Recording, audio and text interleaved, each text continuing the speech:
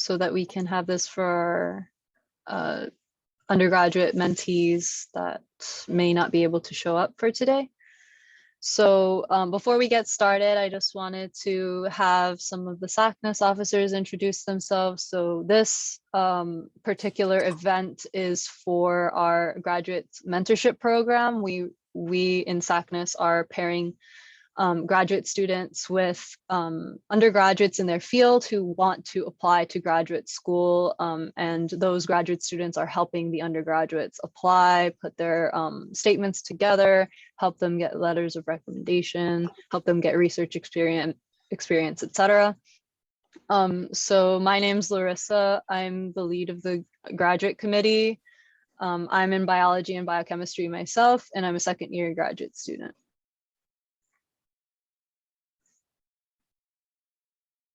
So I can go next. My name is Alejandro Ramirez. I'm also a SACNAS graduate officer in my third year, and I do physics. So I'll go ahead and go. Oh, go ahead, Steph. Never mind. You go. Okay.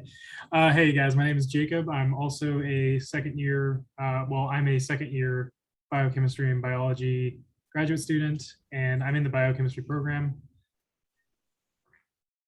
Hi, I'm Stephanie Suarez. I am a graduate officer, and I'm a third year PhD student in the Earth and Atmospheric Sciences department. Hey everyone, I'm Sebastian. I'm a third year physics PhD student, also graduate officer. So should I go? Go ahead. Yeah. Hi everyone. Let me just turn off my camera. Hi everyone. I'm Ali Reza Ansaripour. I'm a third year computer science student. Is that all the officers we have? I'm here. Oh, Okay. I don't know where my video. Okay, you're here now.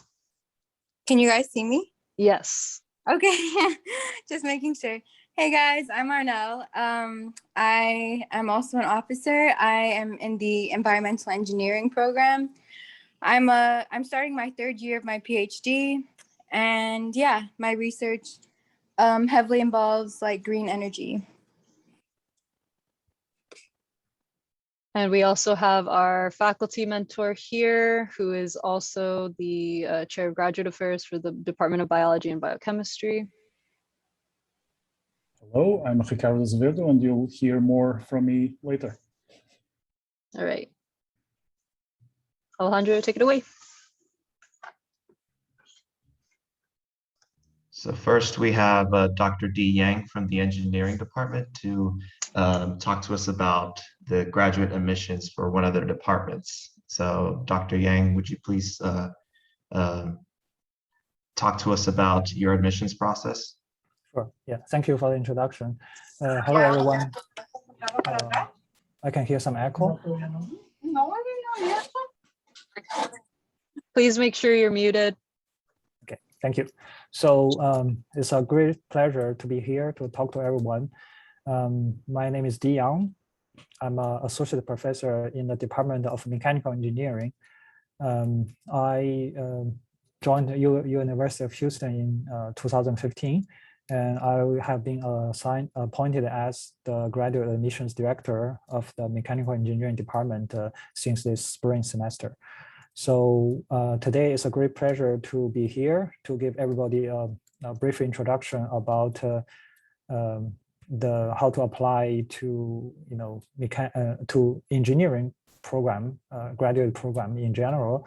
But the material I have prepared based on mechanical engineering department specifically, because I won't have time to collect information from all different major in engineering.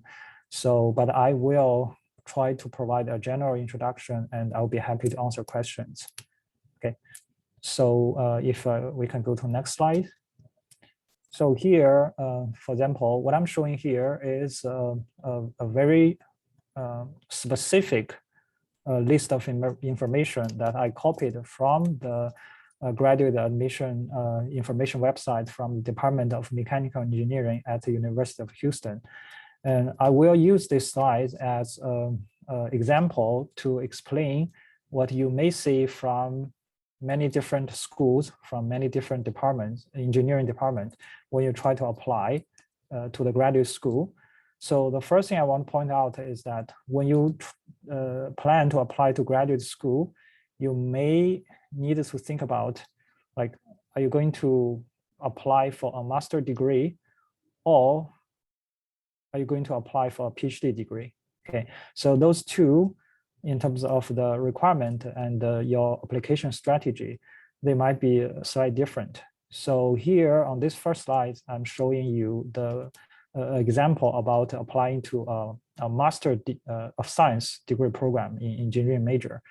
And normally, those departments would tell you that they would like you to have a bachelor's degree, most likely bachelor's of science, but sometimes bachelor's of engineering, or in general, both are okay, but they will specify, for example, if it's a mechanical engineering department, they would prefer you to have a bachelor degree in mechanical engineering. Okay, the reason is because at the graduate level, when you step into the graduate study, you realize that many of the courses have prerequisite from undergraduate degree major, like a mechanical engineering major. So if you get a degree from another major and you apply to mechanical engineering, often you run into the trouble that, oh, I don't have the courses from my undergraduate transcript that meet the prerequisite.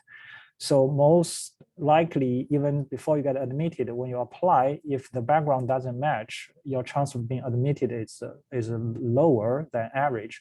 So therefore, it's important to make sure that you're applying to a graduate program that match your academic background. Okay, so that's the first thing. And for master degree application, normally each department would provide some kind of a general information about the GPA requirement. Here, I copied this GPA requirement from my department website. It says specifically about the requirement, at least 3.0 out of 4.0 on the last 60 semester credit hours.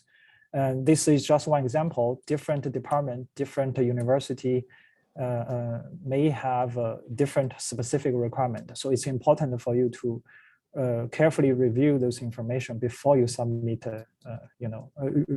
review those requirements before you submit your application. Okay, so for master degree, normally they provide you this number. On next slides, when I talk about the PhD application, I'll come back to this point and explain the difference. And in the past, especially before the pandemic started, almost all the graduate schools in the United States require students to take the GRE test and then submit the official GRE score to the graduate school when you submit your application. And during the pandemic, this has changed. Many universities in the United States, including University of Houston, many graduate programs have waived this requirement. So like in the past two application terms, including the coming spring and also fall, the mechanical engineering department has continued to offer this waiver option for the GRE. Okay, so the important thing is check the school and the department that you are planning to apply. Check if GRE is still required or it has been waived. Okay. And next thing is important. I'm sorry, still this slide. Yeah. So next thing is important. You need to provide recommendation letters. And normally it's 3. And some department, some program would say we have to receive all the 3 letters. Then we will move on to make decision. Some departments can be more flexible. They would say we require 3, and you have to put in 3 names, 3 contact information. We will contact all of them, and if we receive 2 letters out of the 3, if those letters are strong, we can still move on to make an admission decision. But the key point is on your preparation list, you need to be prepared to have at least, for example, if a department requires 3 letters, you have to have 3 letter writers made the agreement with you to provide the letter. Okay. And always also pay attention to the detailed requirements. Some departments require all three to be academic professors, and some would say, oh, it's okay to have two, and one can be from industry, something like that. So always read the instruction very carefully. The next thing is a statement of purpose. Of course, this everybody knows you have to write this to express your interest and explain your background, and let the admission officer or director know why you want to apply to their school. And again, I will come back to this point later to give you a general guideline what you should do. Then the last thing is for international student, there is an additional requirement for English language test.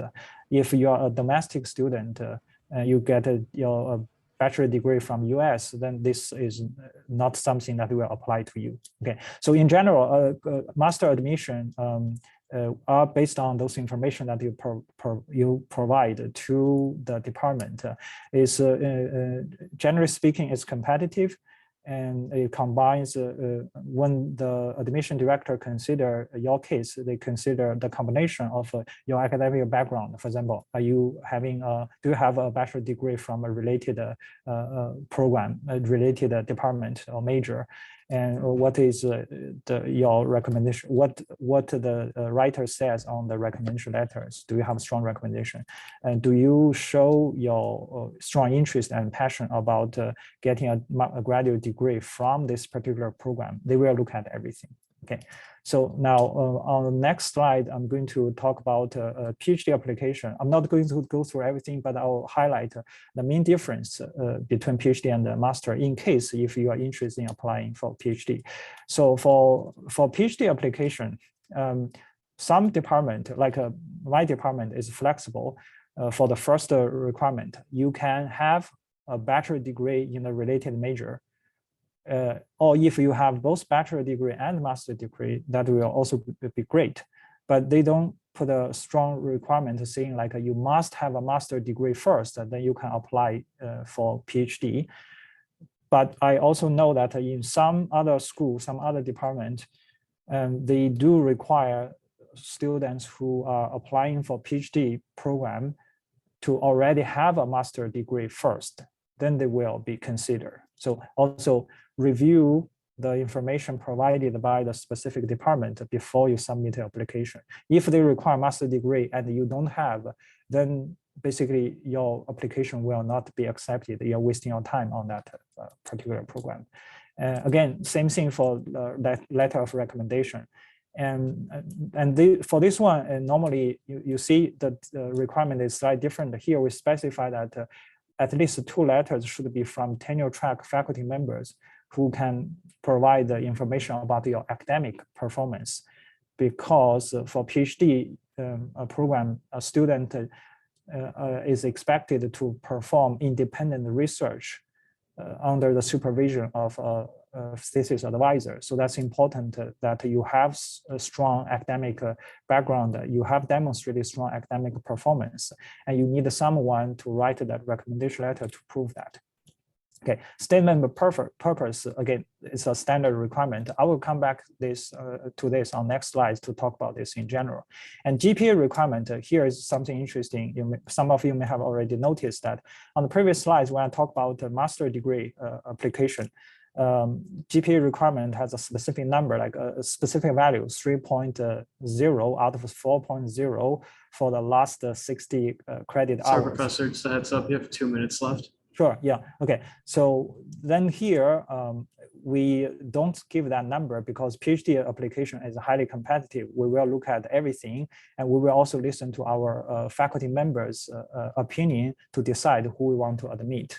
Okay, so and next important thing is make sure you can find a academic advisor for your research at the application stage, because many departments would require you to identify at least one thesis advisor, and then you will be admitted into the program with like an advisor being assigned to you.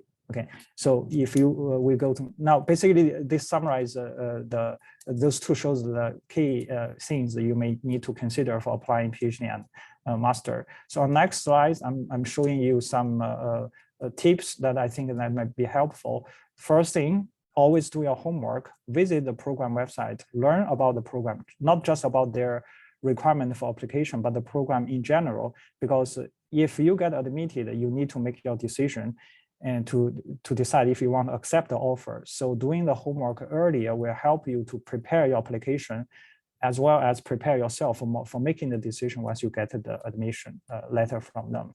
So start preparing earlier is always a good thing. In that way, you don't need to rush.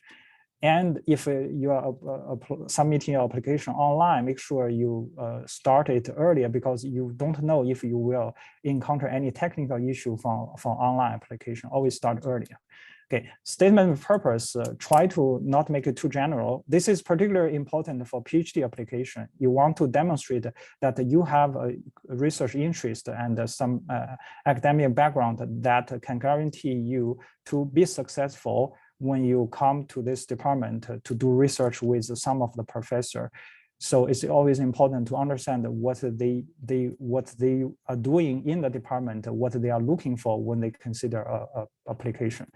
Okay, and when you apply for PhD, I strongly recommend you to contact those professors in the department that you're applying. Try to find at least one potential advisor, and also mention those professors' names in your statement explicitly so that those professors will know that you are interested in them and they will pay attention to your application. So PhD application will not only be reviewed by the graduate admission director, but will also be distributed to faculty members to let them review as well. Okay, so those are the key things I want to talk about.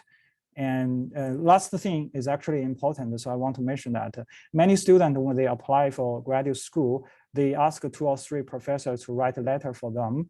You will always find that in the application system, they give you this option that you can choose to view the recommendation letter, but you can also choose to waive this option. As a general guideline, we always at least tell our undergrad student in our department that if there's no specific reason, you should always consider to waive this option, because what you should do is carefully choose who you want to invite to request to write a letter for you. Then once you have made the decision, you have contacted the professor and had get the agreement, then trust that professor to write a objective and a supportive recommendation letter for you. Sometimes if you don't waive the option, some professor will feel uncomfortable, or they will feel that you don't trust them. They may refuse to write a letter for you. Then it will cause some extra trouble. Okay, so now the last slide is nothing really to talk about, but I put all the program information for my department here, again, just as an example. So if you want to see, how a department website look like, where to find the general information related to application. So here it shows the list of all the key aspects of the mechanical engineering department, especially those websites that are related to graduate application. So if you are interested in that, take a look at those links one by one. Okay, yeah, I will stop my presentation here and I'll be happy to take questions. All right, thank you so much, Dr. Yang. I think we have time for one short question. Sure. Yeah, sorry for taking too long. It's fine. We started a bit late. Yeah. I see engineering students in here, so someone ask him a question.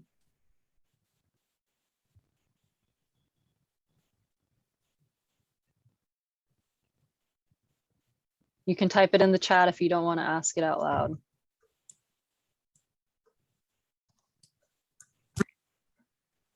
I have a Yang? question.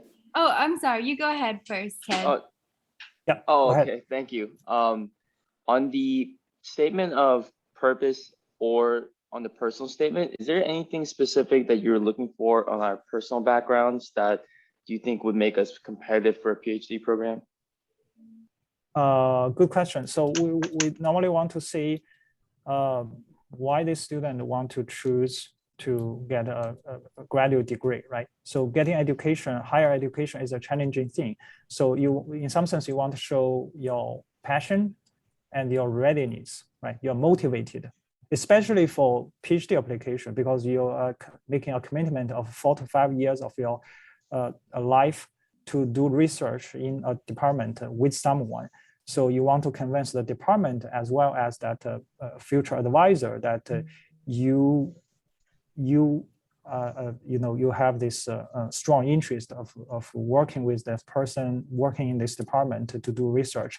If you are a master application, basically maybe focus on showing yourself, your interest, your background, and try to use that to basically highlight the yourself, right? Because you apply, you submit the whole package. Basically, if someone dig into detail, they can find all the information about you, but the statement purpose is an opportunity for you to summarize your interest, your background in 1 to 2 pages of writing, right? Great, thank you so much. You're welcome. All right, I think that's all the time we have for questions. Thank you again, Dr. Yang, for an insightful presentation. We did start a bit late, so we will adjust the schedule as needed. Just as a reminder to all the presenters, everyone has about 15 minutes, 12 minutes for presentation and 3 minutes for questions. Just a reminder, general rule, we can adjust the schedule as need be goes. So up next, we have Dr. Shuhab Khan. Am I pronouncing that correctly? From Earth and Atmospheric Sciences. Yes, you pronounced correctly. Yeah, Shuhab Khan is my name, and I'm professor and faculty graduate advisor for geology and geophysics programs. So Earth and Atmospheric Sciences, if you go to the next slide, we have many programs, 3 main programs. One is geology, another one geophysics and atmospheric sciences. And we have many degrees, many different degrees. And there are 2 master's degrees for geology, 2 master's degrees for geophysics, 1 degree for atmospheric sciences, then PhD in geology, geophysics, atmospheric sciences. And then we have 2 applied master degrees, one in petroleum geology, professional master program, petroleum geology, another one in professional master in petroleum geophysics. So I will give you a very generalized view, requirement for the admissions. Just to give you a broader view, for geology majors, whether that's professional or regular master's or PhD, geology background is needed. So preferably a bachelor degree in geology is needed for master's and PhD in geology.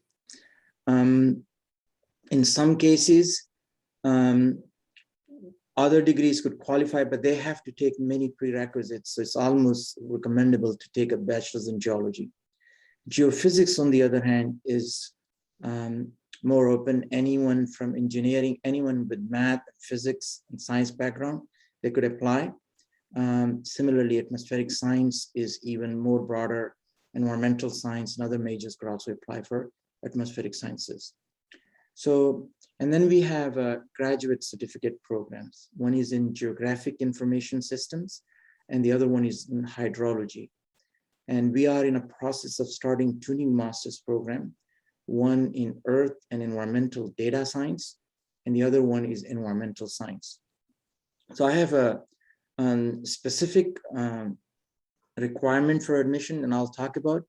And there is a link also. If you go to this link, you can see the details. Now, for geology master's program, we have master's program in master program with thesis, and another one is non-thesis. For all thesis masters with thesis, either in geology, geophysics, atmospheric science, or PhD program, we require at least 1 faculty member agreeing to advise a student, and then we give admission. In few years back, when the oil prices were very high, we had we became the largest department in earth sciences in the whole United States. There were so many students, and because there were so many students qualified, very good, and we were accepting them, but then there were not enough faculty to advise them. So we put this requirement. First, a student need to find a faculty willing to advise, then we consider the rest of the requirements. But then now faculty are very selective. So there were many students that we were rejecting. So we started this non-thesis program, Masters with Non-Thesis program, that provides a door for students to come in the program, take classes with faculty members, convince someone, and then they could switch to thesis option, or they could continue to finish with non-thesis.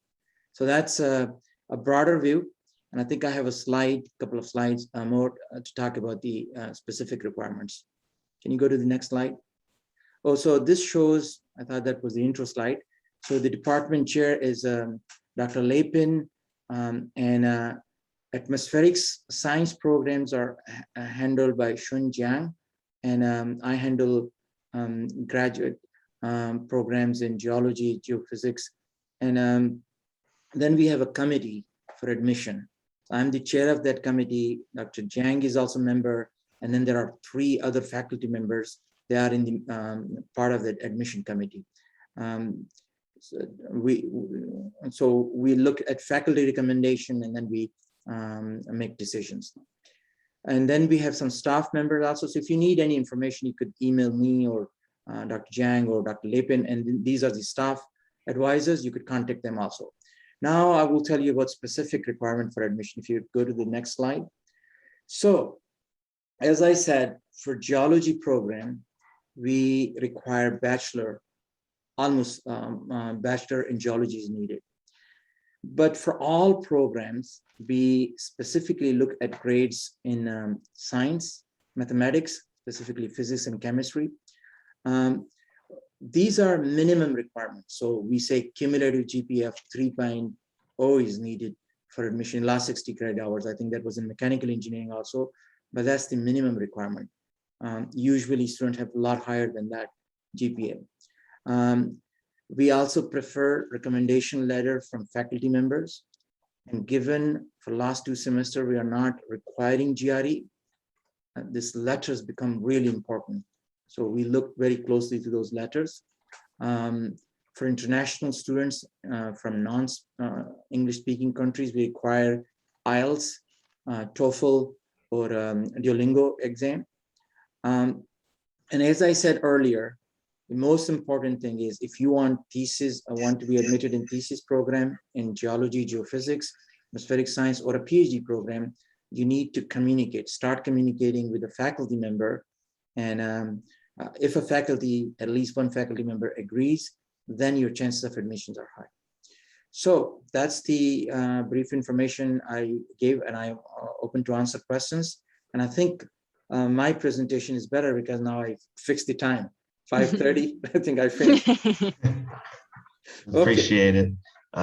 Thank you for that insight. I had no idea about the thesis admissions program, how yours works. That's really insightful.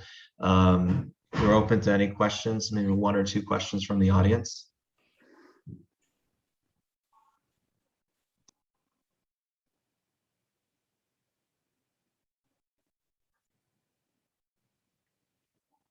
Or if there's no questions, Stephanie, if you have any pointers or questions for him that EIS students watching this later might find helpful.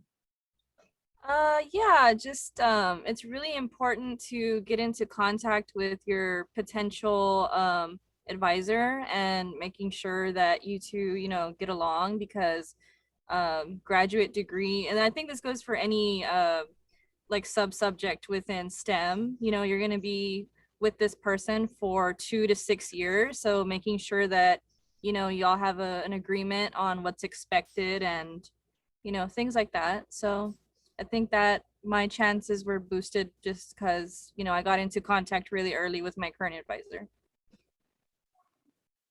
And Stephanie's advisor is Dr. Lapin, who is the chair of the department. And Stephanie has, I think, NSF or NASA fellowship also. Yeah. Anyone else? All right, thank you for giving us a chance and opportunity, and hopefully some people will find this useful. All right, thank you so much for coming. All right, with that being said, that actually helped our schedule, so we can move on to our next speaker, Dr. Uman Varghese from the physics department. Thank you, Alejandro. Good afternoon. I thank all the organizers for arranging this event and inviting physics to present details about our graduate program. Let us go to the first slide. Yeah, physics graduate program is about 100 students, PhD master's students. We take about 22 students in a year. It varies sometimes from 18 to 24, but on the average, we take 22 students in the open merit category. So around 85% student complete their PhD. We have a diverse student population with more than 60% international students. So in the department, we have 32 tenure track faculty members working in different areas. The major areas are given here: the condensed matter physics, particle and nuclear physics, biological physics. These are the major areas. Then in addition to that, we have a statistical, nonlinear physics, space and planetary physics, seismic physics, and radiation physics also. Then almost all the students receive the support as a teaching assistant or a research assistant, unless they do something wrong or some other situations. Due to other situations, we cannot provide the scholarship. Then we have a weekly department and colloquium talks delivered by distinguished scientists and professors from around the country, and sometimes from Canada and Mexico also. Then we have the students can participate in society activities, especially the Society of Physics Students, Astronomy Society at University of Houston, and Women in Science organization, and so on. We also have the research day where the faculty members present their research work, and we most likely will be having the student participation from this year onwards with the presentation of their research work also during that research day celebration. Next slide, please. About the requirements of the application submission, we require a 4-year undergraduate degree in physics or related areas. If you are an international student and have a 3-year degree, then you must have a master's degree in physics. So this is essential for submitting the application. And then as my colleagues said before, the GPA must be 3 or above, and we count the last 60 hours of GPA, and it must be greater than above 3. Then we require the TOEFL score of 79 or above. It can be IELTS score 6.5 or above, or Duolingo score of 105 or above. That is a must. Then in addition to that, you must give the copies of the transcripts. And we actually evaluate your scores in the physics, primarily the physics courses in your undergraduate curriculum, and see how you performed in the basic and advanced physics courses. Then the personal statement, again, I want to emphasize the point that Dr. Yang mentioned. the personal statement is important, and you must show how motivated you are when you come to a PhD or a master's program. That has to be revealed through that personal statement in 2 or 3 pages. Don't exceed 2 pages because it is very hard for the committee to go through all the details. But you need to show the evidences of your the passion or the motivation. And also, it is good to mention the faculty members who you want to work with, a few. You need not choose them eventually, but you can. It is good to choose the areas of interest and a few faculty members in the statement. Then, in addition to that, we need 3 letters of recommendation. That is very important, and these letter writers must be very close to you, who can really evaluate you and provide evidences of your ability to do research. So they must. You can tell. You can tell them that they, in their letters, they must give the evidences or examples showing, revealing your ability to do research. Then it is good to have the research experience and some publications, scientific or journal publications. If you have that, you can produce evidences of that. That really helps in the admission process. We don't look at a GRE score, so GRE score is not essential. But if you provide it, definitely it is okay, and we will go through it. Otherwise, it is not required. Then we will, the committee or graduate studies committee, go through this application, evaluate these applications, and after initial screening, we select the applicants for personal interview. It can be a virtual or in-person interview. So then that interview is very critical. There we evaluate the students' knowledge in physics, motivation, and the different other characteristics that I will describe in the next slide. So the application deadline is January 15th, but we start evaluating the application starting from December, middle or end of the December, and it will continue till we get the strong candidates for our program. So usually it can even continue to April. But if you get strong candidates, you will close before that also. So it is important that you submit your application by January 15th. Now, when we select the candidates, we look for their fundamental knowledge in physics. That is a must. That covers all the courses studied in your undergraduate program. We will ask the questions about what you learned, and evaluate your research motivation.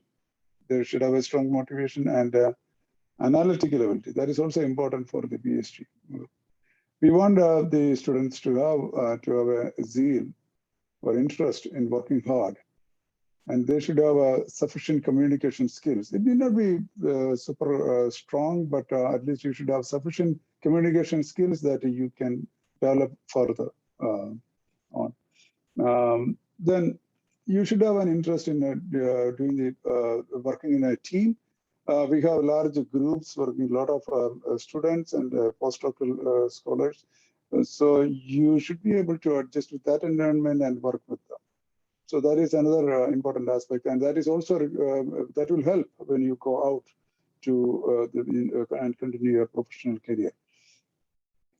Then be a poor candidate. We don't.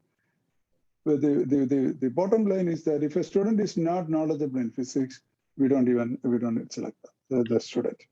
Then lack of motivation, poor communication skills. These are some other aspects we consider when we select a student. Can you go to the next slide, please?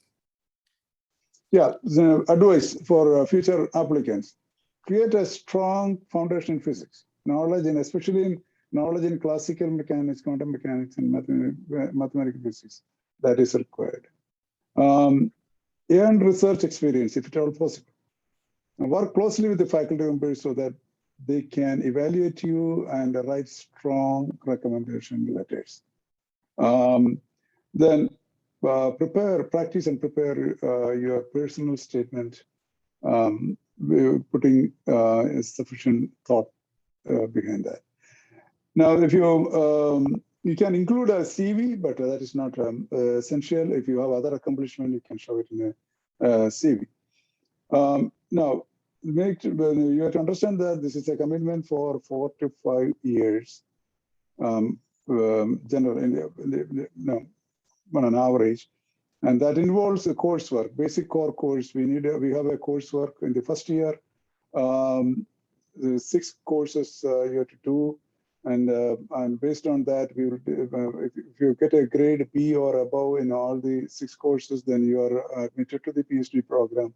And that by that time, you can select your advisors. You have almost 8 months to 10 months to select. Sorry, Professor, just heads up, you have about 2 minutes left. Yeah, I'm done with it. Yeah. So then you have in your research, you will have data collection, analysis, and finally the dissertation. And that's all from my part. If you have any questions, you can ask. All right, thank you so much, Dr. Varghese. We'll open the floor up to some questions. I think we got plenty of time for 3 questions maybe. So I see Jordan Bates has his hand raised. So go ahead and unmute yourself and ask your question, please. So towards the end, you were talking about coursework before you apply for your PhD program. Can you go back over that one more time? The coursework is the first year students must do 6 basic core courses, and then each of those core courses the student must get a B or above, and in order to go to the PhD program. But you must have B or above at least in the 4 courses in the first attempt. The student will get another attempt for the next 2 courses. You can bring it above B when they get a next chance. So within 2 years, regardless, within 2 years, they must satisfy this condition. And then one last thing is you said that is it the cumulative GPA or the GPA for the last 60 hours has to be over 3? First, we look for, the cumulative GPA. And then if that is not greater than 3, we will see whether the student has the GPA in the last 60 hours. Is greater than 3. So first we look only at the cumulative GPA, and then Damien, I think Damien has a question. Damien, are you there? Yeah, trying it. It wasn't unmuting. Hey, Dr. Varghese. How's it going? Yeah, good. How are you? I'm currently looking not just at UH, but several different universities. And I've heard this a lot, that you're supposed to try to contact certain people that you are interested in working with. But I noticed that on some websites, they say don't contact the professor. Just tell in your personal statement or your letter of intent who you want to work with. What does that say about the university as opposed to other universities that ask you to contact professors? In our department, there is no restriction. You can contact the professors and express your interest. And if that faculty member is ready to support you, then that will be, there is a good chance that you will get admission. So that depends upon, it varies from department to department and university to university, but in our department, there is no restriction. You are encouraged to contact the faculty members and make an impression. Does it say something negative about that department, or does it mean that you have less of a chance? Say, for instance, you apply somewhere, but nobody actually knows you. Are you going to be really outcompeted by students that actually come from that university that have already had personal relationships with the professors? No. Usually, any of these cases that should not, come as an important point, evaluation criteria. So that won't be a disadvantage. Okay, cool. Thank you. Hi, I have a question. Yeah, okay. So I'm expecting to graduate next year in the fall. Would you recommend to maybe like slow down my classes and try to graduate in the spring? Or should I do something else? No, if you want to graduate, you should graduate in time. So there's no need of extending that unless there is a reason for that. You can find other, before graduation, you have other things. You can do other things, or even you can work in a work in a research group. You can start. You can work voluntarily in a research group. So you can earn some research experience if you have time for that. Yeah, so those are things to do. So I don't personally recommend delaying the graduation for something. You can graduate whenever. Yeah. No, I was just questioning because I don't see too many universities that start graduate programs in the spring semester. No, there are reasons. We also don't encourage students to come in the spring. But whether you graduate in the fall or spring, you can apply for the next fall. That's better. Okay, thank you so much. Thank y'all for the questions. I think that's all the time we have. If you have additional questions, we can take this offline, but we have to move on. Thank you again, Dr. Varghese, for your time and your insight into the graduate program here at the physics department. Thank you very much. And now on, we move to our next speaker, Dr. Ilya Timofeyev. Am I pronouncing that correctly? Yes, perfect. Thank you. Thank you. From the mathematics department here. And he's going to discuss the PhD program and I believe the master's program as well. Yeah. All right, take it away. Okay, so you control the slide. So how do I do that? Yes, I control the slides. You just tell me next slide. Yeah, you can go to the next slide. That's me, Professor Timofeyev. I'm actually the graduate director. Okay, so I'm in charge of the graduate committee and I'm in charge of admissions. Yes, so this is the first slide. And so there is an advantage of going, what am I like, fourth, I think, right? So we're going to go very quickly through the application requirements, and I really put the requirements. I didn't put the whole application package. You can find out about our application package, what we require on our website, and it was mentioned also by, I think, physics, the previous speaker in particular. So we have, so there is a difference. So there are sort of general requirements, written, and then there are unwritten. I can call them requirements. So the GPA should be bigger or equal than 3.0. If it's less than 3.0, then it's last, what is it, 60 hours, right? We're gonna look at. We do require GRE for all programs currently, whether it is going to be waived for the spring semester and for the fall 22. I'm not sure. I'm working on that now. Okay, so we waived it previously because of COVID, but it is going to be back at some point, and I think it is going to be back in the fall 22 for sure. Maybe not for all master program. Maybe we'll try to waive it permanently for some master programs. I will discuss that. Okay, so GRE is sort of above 300. 300 is a low number. 320 is better, 340 is better. Below 300, it kind of looks negative. Okay, it's not written anywhere, and I get this question a lot. What should be my GRE? So if you're applying for a master program, then above 300, that's okay. 300 for a PhD program. If you're applying directly for a PhD program, that's a little bit low. So you can apply for a PhD program directly. Even if you have a Bachelor of Science, you can apply for a PhD program directly, or you can apply for master programs. Okay, we have several. So for a PhD program, we really prefer that you have an undergraduate math major or equivalent. Equivalent means you took some high-level math classes and you are successful. We really prefer that you have a high math GPA. If you have mostly B's and you have Bachelor of Science, don't know. difficult. Okay.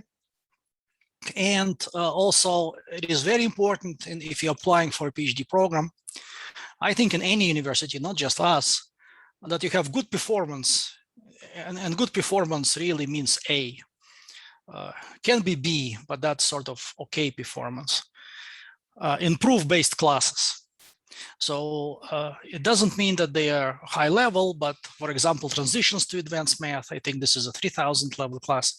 Abstract algebra, this is a 3000 level class, and which is not here, but I'll mention it later. Introduction to real analysis, that's a 4000 level class. Okay, if you have A's in those classes, then this is a very strong indication that you will be successful in our PhD program. Okay. So for master program, the sort of the requirements, these are informal requirements, they're not written anywhere. They are more relaxed. So you can have an undergraduate math minor or equivalent. And really, we get applications from engineers, we get applications from physics into our master programs, and that's perfectly fine. So it's really equivalent, means you should have taken some math classes, okay? So solid knowledge of calculus, I should have put calculus here and linear algebra.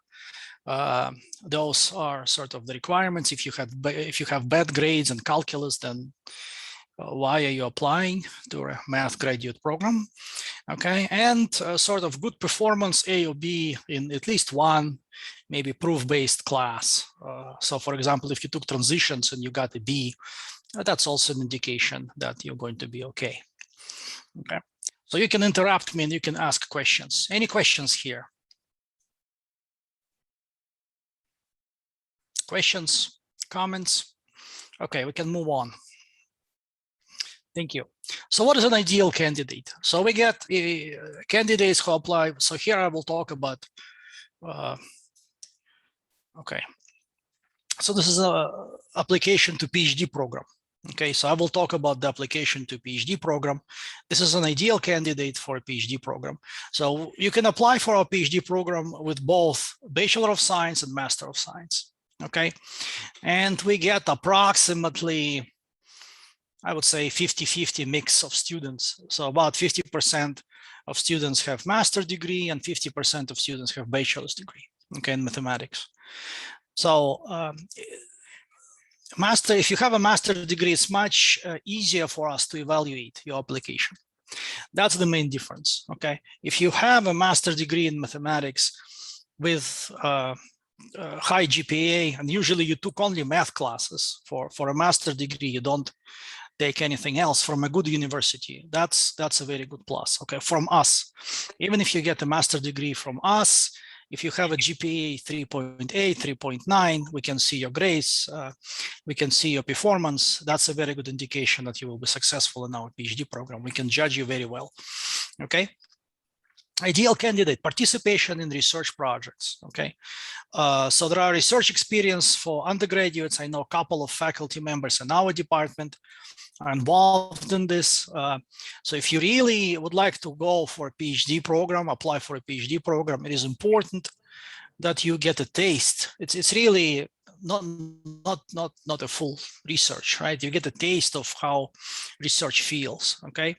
Also, the first two points will result in strong letters of recommendation, because if you're participating in the research project, then the faculty member who is supervising you will know you very well, who will be able to write a much more detailed letter, okay, presumably good. But sometimes students ask me, they take one of my classes, and then like 2 years later or 1 year later, they ask me, oh, can you write me a recommendation letter for graduate school? I mean, I can really write, oh, I look at the grade, okay, fine. I look at how many students, and I can write, okay, so this student got an A in my class. That's pretty much one sentence I can write, okay, because I never talked to this student. The student was very good, got an A, but it's not a personal letter, okay? Also, it is important that you know what you want to do. Usually master students, they know much better what they want to do for research as their PhD research direction, okay? So because if you tell me, oh yes, I just want to do a PhD, but I don't know what I'm going to do. I don't know what I like, what kind of math I like. It looks a little bit strange. Okay. So if you're applying the Bachelor of Science, okay, to our PhD program, then your GPA, it's really, math GPA should be pretty high. We expect you to do very well in undergraduate classes, because if you don't do well in undergraduate classes, it's not likely that you will be successful in graduate classes, okay? So you should have a higher GRE, okay? Again, performance in proof-based classes is important. For example, we have a class, Introduction to Real Analysis. It's a sequence. I think it's a senior sequence also for our department, one of the senior sequences. And yes, it is a difficult class. Not a lot of students take it. But if you get A in both, or like A and B in 2 semesters, then this is a very strong indication that you will be successful, okay? Because PhD level classes, they are essentially, you will have to take some proof-based classes, and you want to make sure that you are successful, okay? Also strong letters of recommendation, and again, it's a plus if you have an idea what kind of research you would like to do, okay? Any questions?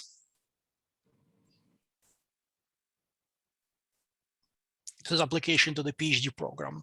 To the master program, so the requirements are a little bit more relaxed. Okay, I think we can go to the next slide. I will discuss it maybe later on the last slide a little bit. Okay, so poor candidate. We get applications like this. We get student GPA maybe above 3.0, but if you get a C in a proof-based class, for example, you get a C in transitions, you get a C in abstract algebra, then you really should not be applying for a PhD program. We might consider you for a master program, or we may not, okay? If you don't have any idea what you really want to do for research, again, it doesn't have to be very precise, but you should have an idea. Do you want to do pure math? Oh, I like algebra. That's very good. That's enough for us to understand what you would like to do. Oh, no, I would like to do computational math. I would like to do data science.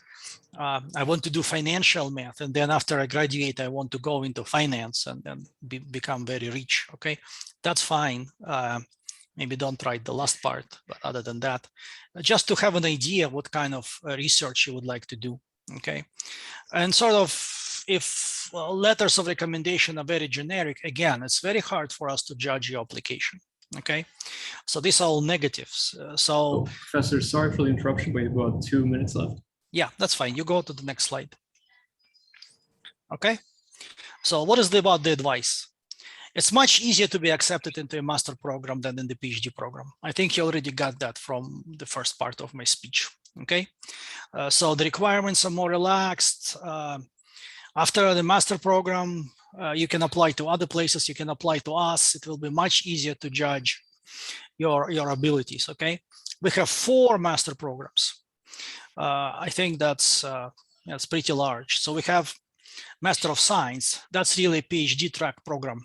If you want to do a PhD, but you're not sure you can get in or you cannot get in, then this is the program you apply. This is emphasis on analysis. We have Master of Science Applied Math. This is industry/PhD track program. We have Master of Statistics and Data Science. This is a data science program. This is really industry program. After this program, you can go get a good job and work in industry. Really doesn't really help you to apply for a PhD. And we have Master of Arts, which is more like a teaching program, okay? So really we have 4. If you want to apply for a PhD directly with a Bachelor of Science, it is important that you take Introduction to Real Analysis, okay? You can even take it as a post-bac students to increase your chances, okay? And it's also important that you participate in some research projects that will also increase your chances to be accepted in a PhD program. It is not really necessary for a master program to participate in the research program. Okay, all right, thank you. Thank you so much. This is very insightful. I didn't know we had so many master's programs for math. Yeah, we have 4. Mm-hmm. Yeah, I think we have time for one question from the audience.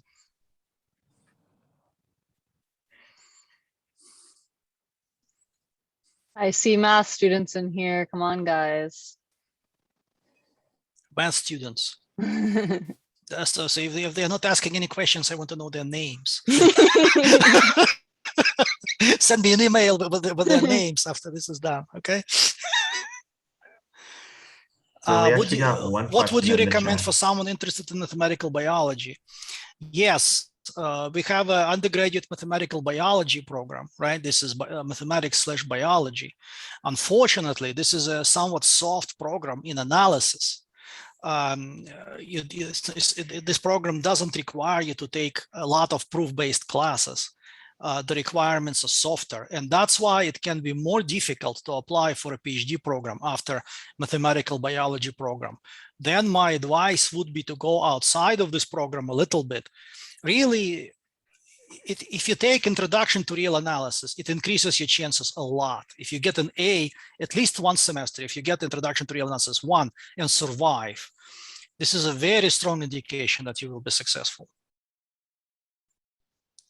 Yes, Master of Science, Data Science. So they do reasonably well. So if you have strong background in calculus and linear algebra, that is sufficient.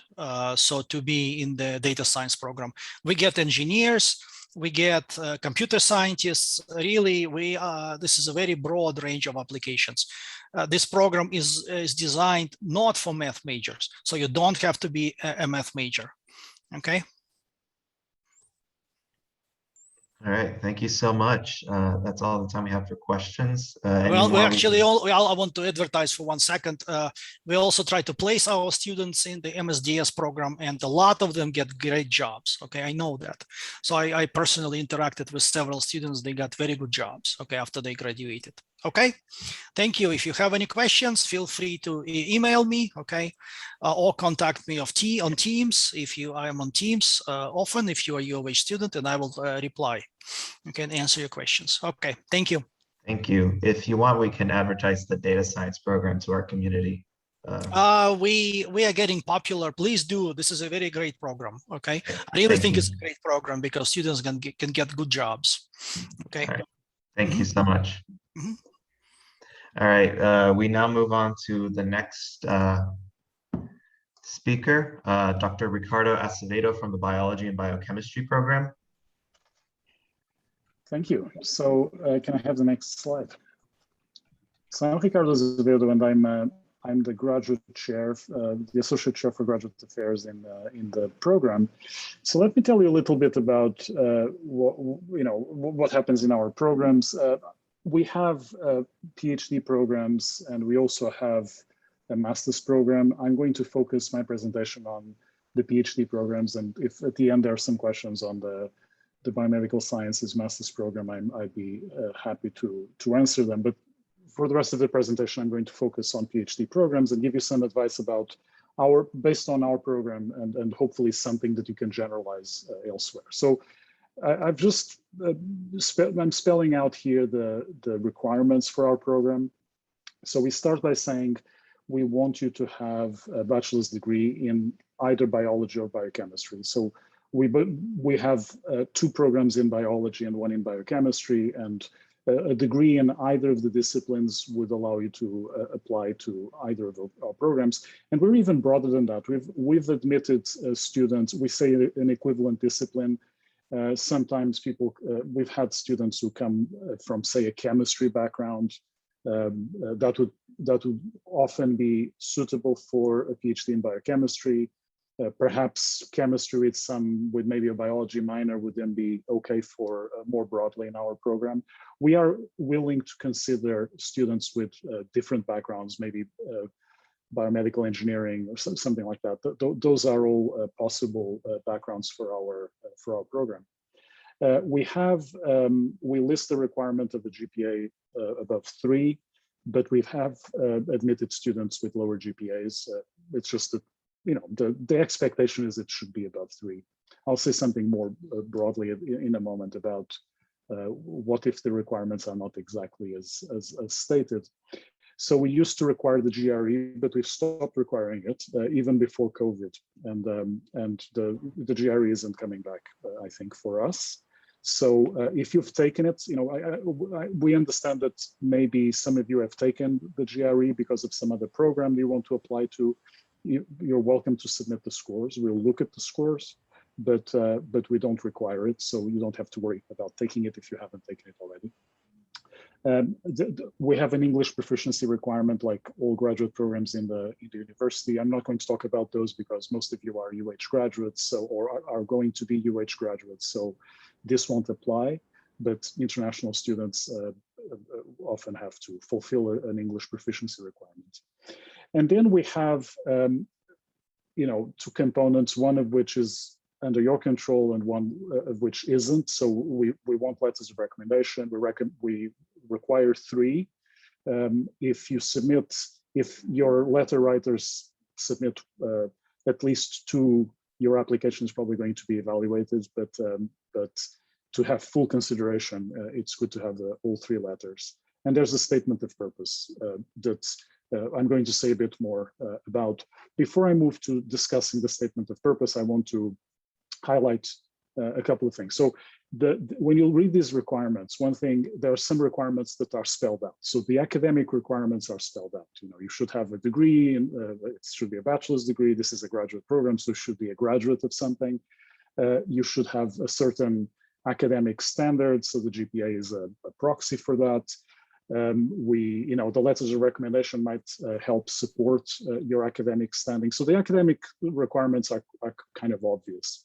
There's something that's not obvious when you read the requirements that is strongly desirable, which is research experience. So the statement of purpose provides an opportunity to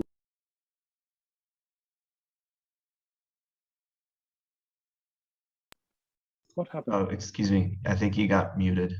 Oh, I got muted. Okay, someone muted me. Sorry, Ricardo, that was me. Somebody was unmuted. I was muting them, but then they moved on the form. I'm sorry. No problem. As long as I was thinking, what if I been speaking for 5 minutes? Yeah, I'm sorry. So the statement of purpose allows you to tell us about your background, specifically about research experience. So keep in mind that research experience is not stated as a requirement, and it isn't, but it is strongly recommended. So can I have the next slide where I'll say something else about. So let's focus a little bit on the statement of purpose. There've been some discussion of this, and there have been some questions on it. Let me just say a bit about what we expected. So it's an important piece of the application because it's completely under your control. You write it, so and it's your opportunity to speak to the committee directly. So I didn't tell you about the mechanics of this, but there's a committee of faculty members who is going to read every application, and this is something that we always read, and it's your opportunity to tell us about yourself and give us information that will help us decide whether you'll be a good fit in our program or not. So what should it contain? So obviously it should have some statement of your academic, something about your academic background. If you have studied biology and biology of a certain kind, you can tell us a bit about that trajectory, what led you to biology, what you find interesting, and things like that. You should also say something about, if you have research experience, it's your opportunity to tell us about it. What is the research experience? Where did you work? What kind of work did you do? What did you learn? What kind of skills have you acquired in that process? What made you have that research experience and want to do more research in the future? So apply to a PhD program. It's kind of a good entry point into your preparation for doing a research degree like a PhD.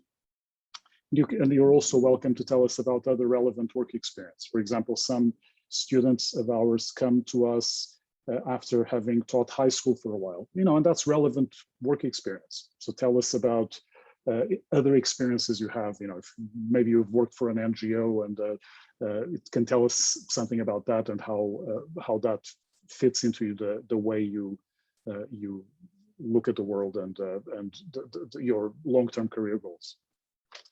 The other thing you should be telling us is to be clear about to be as clear as you can about your research interests and how you would pursue these interests in our program. So it doesn't, the research experience you have in the past doesn't have to be in exactly the research interests you want to pursue in the future. Although, of course, if there's some direct connection, that can be nice. But you then should tell us, okay, I've done this, I've studied this, I've had these classes, I've talked to these people, I've developed these interests, and now I'm interested in this, and I would like to study this kind of problem. And I've looked at your program, and I think your program would be the right program for me because there are these labs that do the kind of research I'm interested in, or, so it's your opportunity to tell us about that. Tell us about why you were going to graduate school at all and how that fits into your long-term career goals. You don't need to be, sometimes the goals can be a little diffuse, but it's good if you can articulate a plan where a plan for your career and how doing a PhD now is a good idea for that.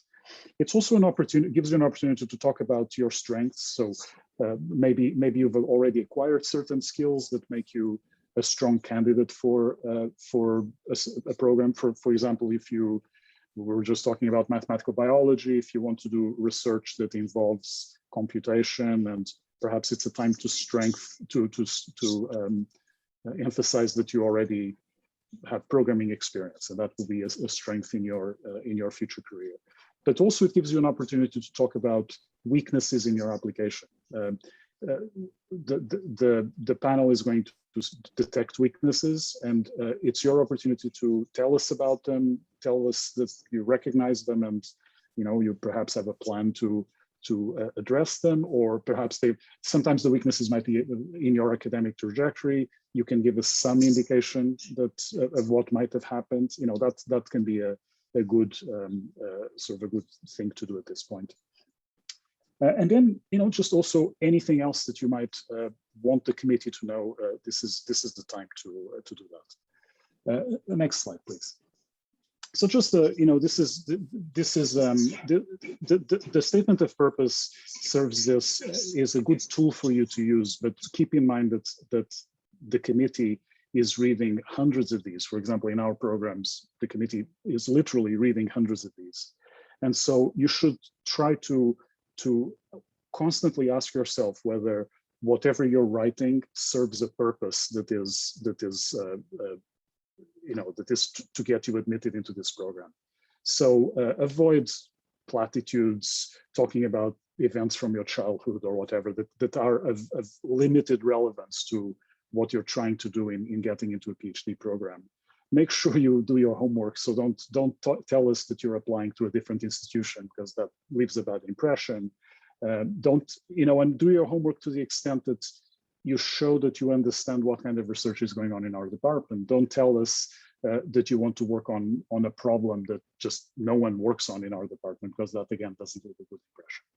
So, but what should you do? So let's get the final slide, and I'll tell you just a few tips. Can I have, yes. Things that will help you be successful in a program like ours. So make sure you get research experience. For example, someone already mentioned RU programs. An RU program is a great way to get into that. Ask for help. You have mentors. There's advice that they can give you advice. They can help you through this process. Some of this can, even SACNAS here can be a resource to help you in this process. Plan the application process in advance. Think about the programs you want to apply. This idea of contacting prospective advisors is important because in some programs, someone already asked the question, some programs discourage that. One reason that can happen is sometimes the program wants complete separation between the committee evaluating applications and individual faculty. So sometimes the committee doesn't want to hear that the faculty member wants this student in their lab. They just want to make their evaluations on their own. So some programs have different approaches. Many programs, including ours, actually want to hear from faculty. So contacting prospective advisors is good, even just at the basic level of knowing, is this advisor going to be at UH, right? So just because someone is on a website doesn't mean they'll be at UH next semester, right? They might have taken a job somewhere else, and you don't know until you apply. They may not be taking students. So contacting prospective advisors is useful on many levels, including that if everything goes well, you might establish a relationship with them and get be in a good position when you apply for the program. If you're at that late stage and you're trying to decide whether to apply because of a particular advisor, ask to talk to their students, find out more about the lab by talking to students in that lab, and also use us. So I'm the graduate chair. I have as a graduate advisor that helps in this process. Ask us questions about the program. If there are questions about how the applications work, ask us questions. And I'll stop here and allow you to ask questions about anything you want. All right, thank you, Dr. Acevedo. I think due to time, we only have time for one more question. Oh.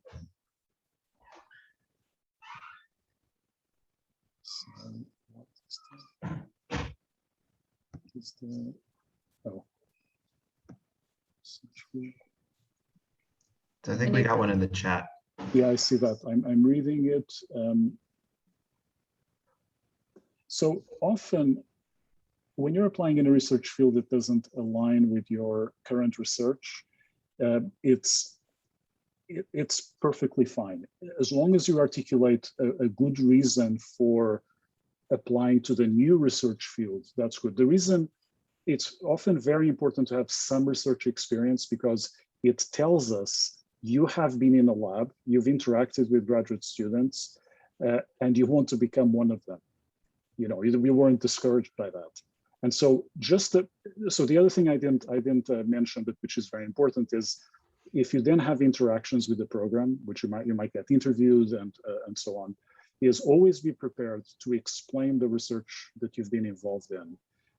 And this is not about like taking credit for the research. It's about explaining what the problems are and how you contributed to the research, what your role in there was, even if it's a small role.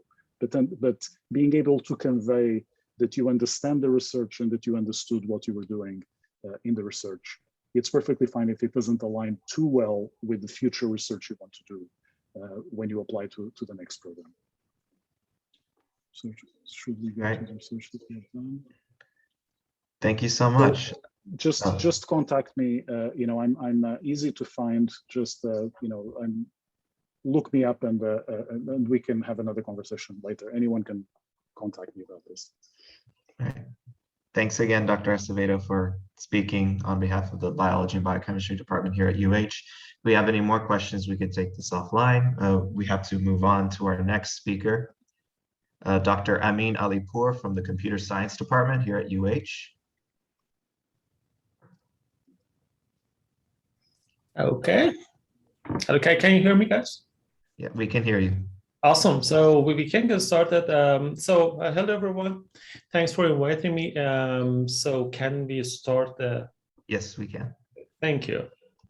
So I mean, you know, I have a kind of mixed feeling about this thing, you know, about this talk, because really I like, you know, our students to kind of join our program. At the same time, I would say that, you know, if your GPA is high and you have a research experience with one of faculty, it is very likely that you can get a research position with us. We really like to have, you know, some UH students here. Here, I mean, you know, all the things, all the admission, basically application strategies that others said, you know, apply for the CS. So I'm using this opportunity to tell, you know, our CS students what to do and what are the other opportunities out there. So here I want to answer 3 questions, you know, what are the programs that are available for CS, you know, graduate, and then why you go there, and, you know, how you can get those things. So these are general things. So, and this is, you know, one official, and it's, you know, it's a bit, you know, personal. Can you go to the next one? Yeah, so basically we have 2 programs. One is MS and the other is PhD. So MS degree or master program is usually 2 years. The nice thing is that, you know, it's deterministic, you know, when it finishes. and you basically you take a some advanced courses there. And but the thing is, in our program, the chance of funding is low. And there are a lot of online options there. Like Georgia Tech, has a huge master degree program with 7,000 students there. And also there are interesting interdisciplinary degrees out there. Like fintech is one that is out there. We don't have it, but we have data science that we offer. And in addition to, if you don't like a master degree, there are other certificate programs like computer security, data science, and so on and so forth that you can pursue. So the question is that, okay, so I got a degree, what I can do with that? The one challenge that we have with CSE students is that, with undergraduate degree, you can get a job. So what master degree basically adds to you? So so after graduation, you will be mainly evaluated by your coursework and also by network that you have. Can you go to next? So basically, the reason for that, for pursuing a master's degree, I would say, is to basically take some advanced courses. Also, extend your network. I would say that, I would love our students to join our program, but, if you have option to go to more famous school, it works better because you get to extend your network there. And usually people do master degree because if they want to get to more or better companies there, like Google, Facebook, or so on and so forth. Or if you have intention to do PhD in top schools, I would say MS is not a bad idea. Next. So what do we look for? MS, GPA or GR is important for us. So we have, for our students, if you have GPA 3.5 and higher, it's direct admit. We have MS degree that, the basic accelerated program that in your junior year, you can go for it. And if your GPA is low, I would suggest that you go and do some research with some faculty and get a strong letter from the faculty. So the thing is that we don't offer funding in the US. It is very uncommon to offer funding for MS degree, but there are several nice options in Europe and other places. Okay, next. So PhD. So PhD is a research-intensive degree. I mean that for CS it's a bit we have difficulty to kind of justify it for a student that without a strong reason to do that. Duration basically varies. It's between 4 to 8 years. It depends mostly to the research team and to the advisor that you will have. Usually it's about the first 2 years. It's you take some courses, and the nice thing is that you can apply directly from BS. A good chunk of our students come from undergraduate programs from elsewhere. So we usually don't admit a student if we can't offer them funding. So our funding is similar to other state universities, about $20K per year. This funding basically covers tuition and stipend, and in some top private schools, they pay much much higher, $50K or some $70K and so on. Next. So after graduation, it's important to know what happens. When you have a PhD degree. Let me just. So you will be evaluated by number of publication and references you have. So nobody looks at your GPAs. So it is very important that when you get to PhD program, try to do research and publish in good places. Some that like to do academic jobs, so they do postdoc after a PhD. But about 80% of graduates in CS join industry. Okay, next. So you will need to have a good reason to join it. So I mean, that, possible reasons can be that you like working on novel problems. You have tenacity to focus on very specific programs. You enjoy writing, and also you like reading research, or you want to become a professor or get a research job. Next. So how, I mean, you need a good GPA. I mean, usually 3.5 plus. Top schools require very strong letters, so it is very important, or it can be very useful to have research experience with faculty. Note that the faculty that you work with basically should be able to write strong letters, so be careful about that. Also, if you have publication, that would increase the chance of your admission there. Okay, next. So as my colleague said, basically, the thing that can increase the chance of your admission is to basically have some research experience, volunteer to work with a couple of faculty members before applying.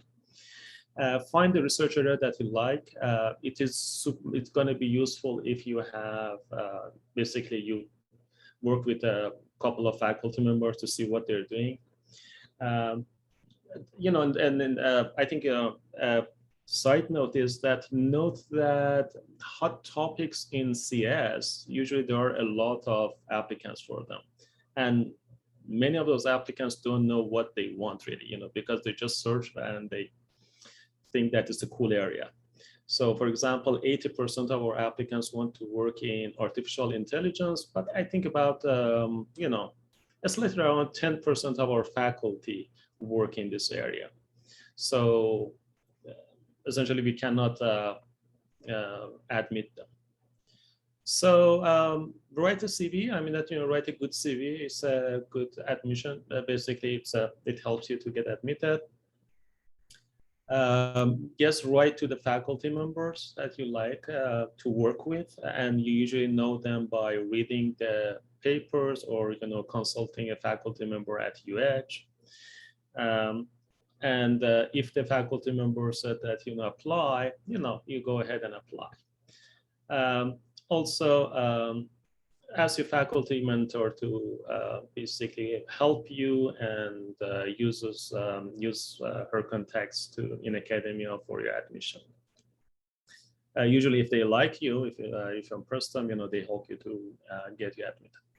Okay, next. So for PhD admission,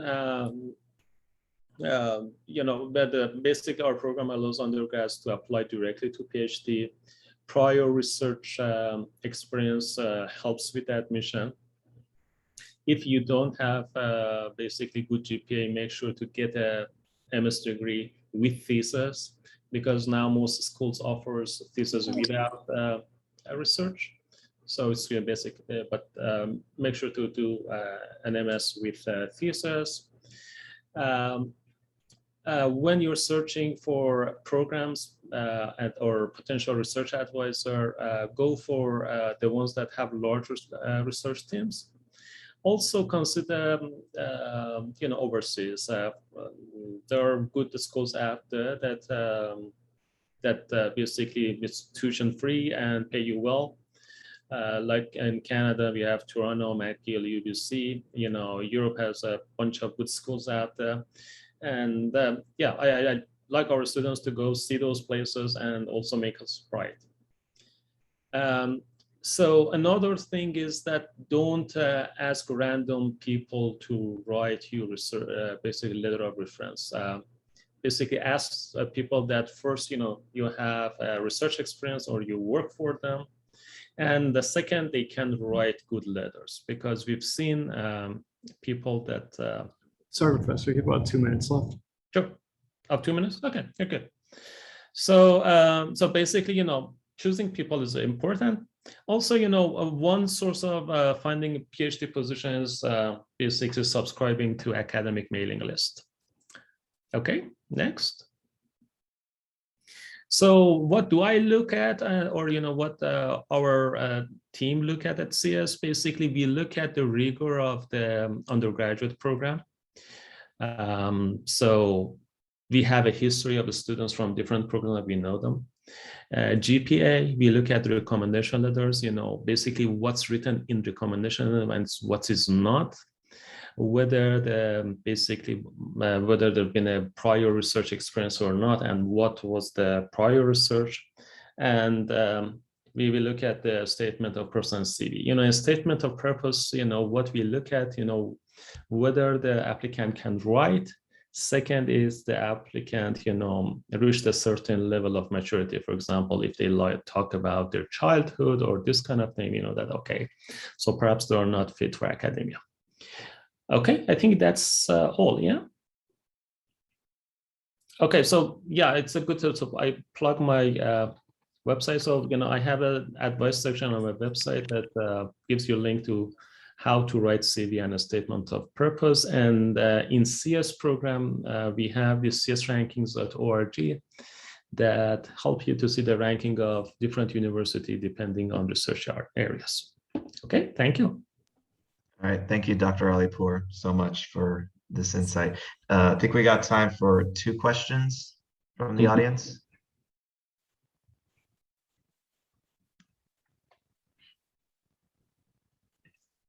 There's one in the chat. Jen says, if I don't get admitted to my target school, what advice would you give outside of industry or post-bac to improve for the next application cycle? I would say, don't wait for so basically when you're applying, you have some target schools that you'd really love to get to, but in addition to that, have some safety net. My suggestion is that, if you don't get there, so go to the safety net, spend a year there, and then you can go for the basically transfer to basically your dream school.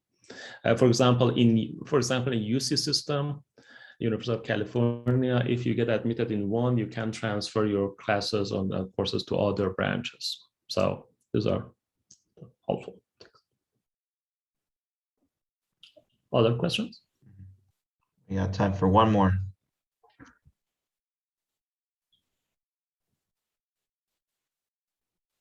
Yeah, so essentially, don't leave a gap there. It's Armando says, super helpful. Great. If there aren't any more questions, I'm sorry. So if there's any questions, so people can reach me basically using my email, yeah, or catch me in my office. All right. Thank you so much, Dr. Alipour, again for your time and presentation. Now we'll move on to our next presenter. Dr. Jacoa Brgosh, I think. Did I pronounce that correctly? Close enough, Brgosh. I'm sorry, from the chemistry department. All right. Well, thank you for the invitation and the opportunity to talk a little bit about the Department of Chemistry and chemistry PhDs in general and a little bit broader. Chemistry PhD is a little bit different in the way you apply and sort of the outlook. If you want to go to the next slide, we can just kind of kick it off there. So within going for graduate school in chemistry, there are a lot of places that'll have master's programs, but it's a lot more common to go directly from your bachelor's into a PhD program. When you apply more often to a department on the whole rather than to a specific advisor. So if you want to apply to do a PhD in chemistry at U of H, you apply to the chemistry department. And once you get admitted to the department, then you eventually will have an opportunity to interview with and meet PhD advisors or potential PhD advisors. So it's a little bit reverse in that you apply to the programs first, and then you eventually get into a research group. So I'm highlighting here on this first slide the parts of the chemistry PhD program. So this is specific to U of H, but it's fairly uniform across the United States. So what do we look at U of H? Transcripts with a GPA above 3.0. The higher the better, of course, for any graduate program.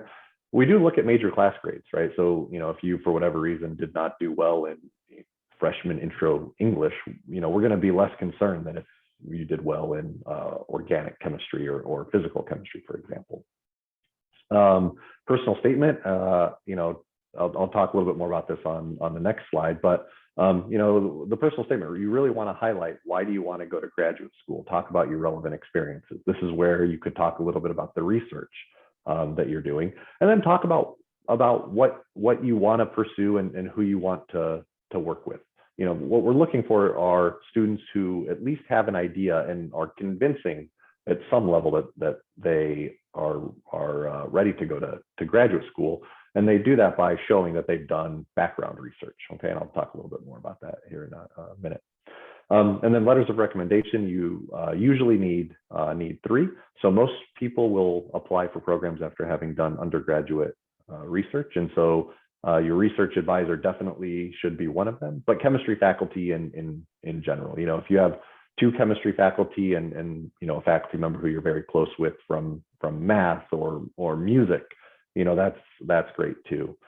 More recently, within the last couple of years, there's been a big push away from taking the GRE. Okay, so you don't necessarily need to take the GRE anymore. So U of H does not require it. Many other schools do not require it either. Make sure that you look and see what the expectations are, though, in terms of if you have to take it.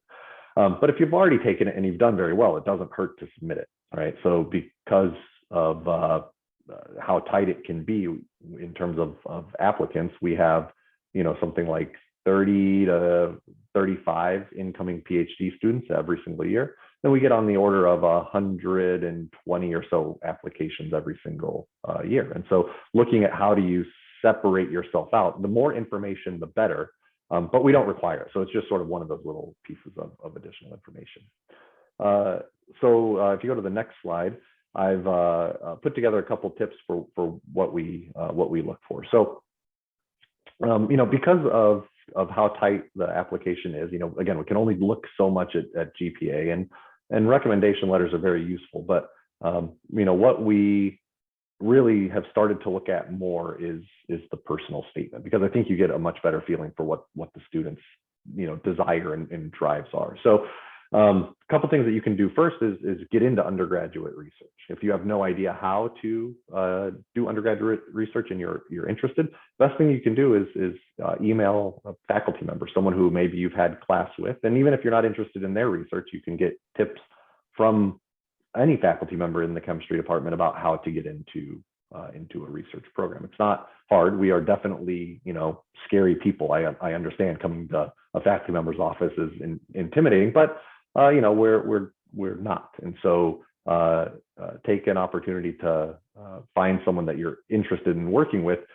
And that's critical for 2 reasons. One, it will tell you whether or not you actually want to do a PhD, right? A PhD in chemistry is 1 year of classes, at least at U of H, it's 1 year. Sometimes it's 1.5, depending on your school. And then the other 4 years is nothing but laboratory work. And so you got to figure out if you want to work in a laboratory. That's step number 1, okay? So in your personal statement, then you would have an opportunity, if you've done undergraduate research, you would definitely want to make sure that you write about the undergraduate research and get it technically sound. Make sure that your personal statement tells me why you want to go to graduate school. Wanting to go to graduate school just because you have nothing else to do is not necessarily a bad thing, but it's also not the best thing, right? Going to graduate school because you want to advance your knowledge, you want to make a difference in the world, and a doctorate in chemistry is one of the ways that you can do that. That's great. Talk about these things.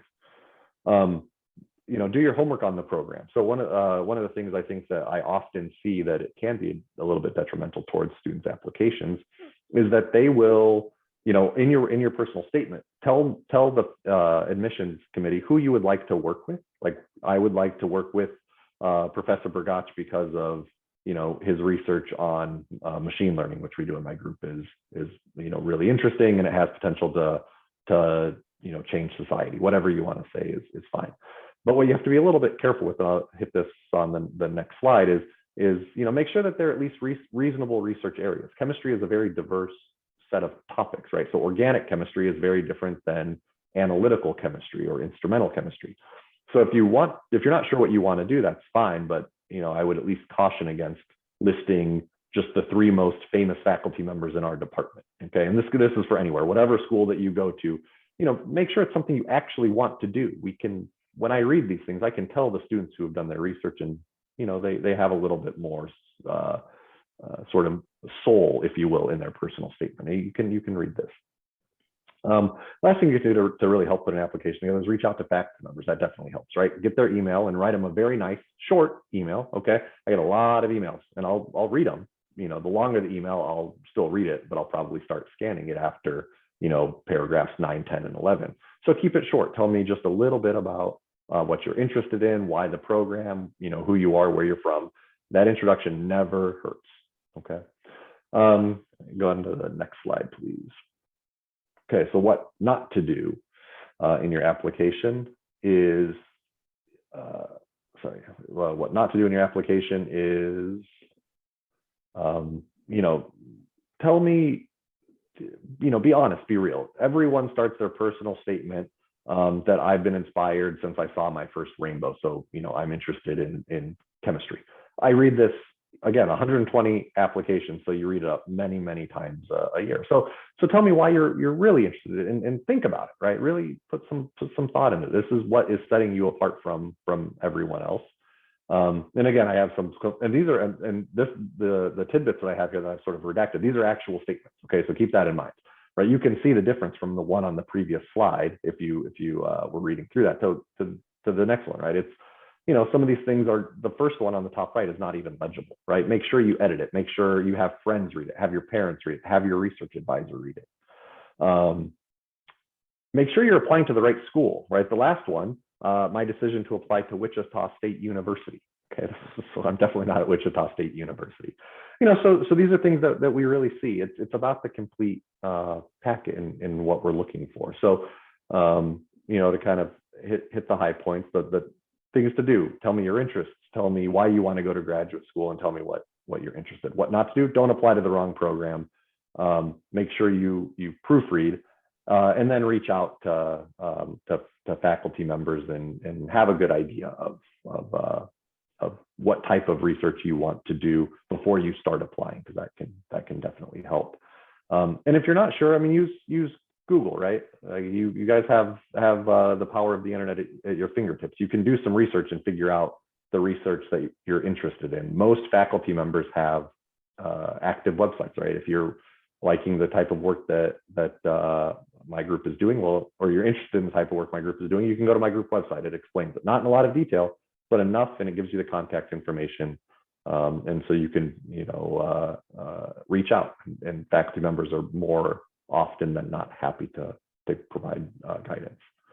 With that, I'm happy to take any questions. This is sort of a high level overview. And of course, you can always reach out and email me. I've been on the UH admissions committee for 7 years now. And so I definitely have seen a lot of different applications and can kind of guide you.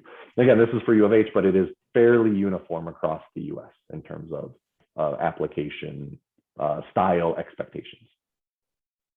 So thanks. All right, thank you so much. This is really pretty helpful to any and all students listening in. I think we got time for 2, maybe 3 questions from the audience.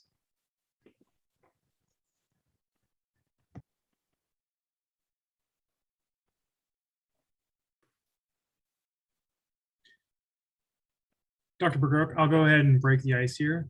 So I'll kind of ask this question because I think it'll be useful for anyone who might be interested in chemistry, but didn't major specifically in chemistry, right? Mm-hmm. How important is it to, the UH chemistry program or other chemistry programs to have a bachelor specifically in some form of chemistry when applying to the graduate program?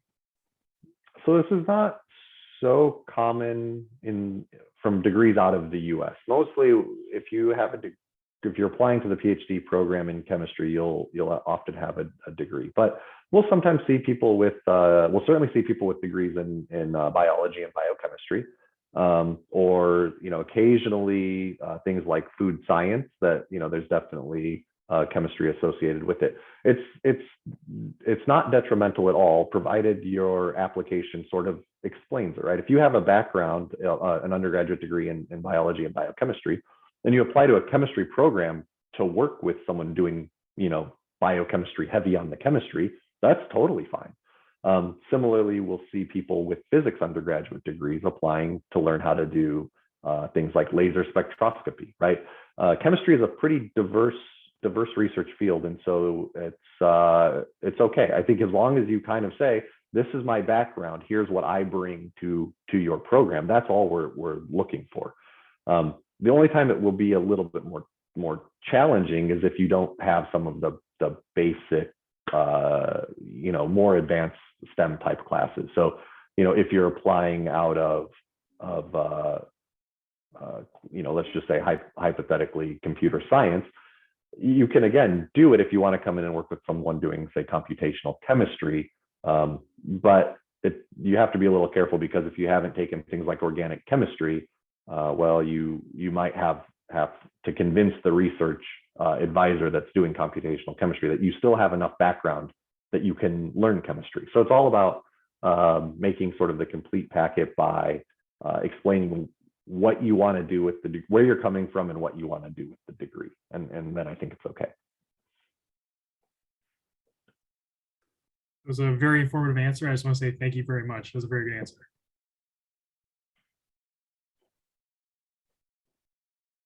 Okay, I think we'd have time for at least one short question.